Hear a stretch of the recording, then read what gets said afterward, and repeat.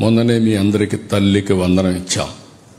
ఎంతమంది పిల్లలుంటే అంతమందికి 15,000 రూపాయలు ఇచ్చి మీ పిల్లల్ని ప్రోత్సహించిన ప్రభుత్వం ఇక్కడ ఎన్డీఏ ప్రభుత్వం అని చెప్పి కూడా నేను మీకు తెలియజేస్తున్నా.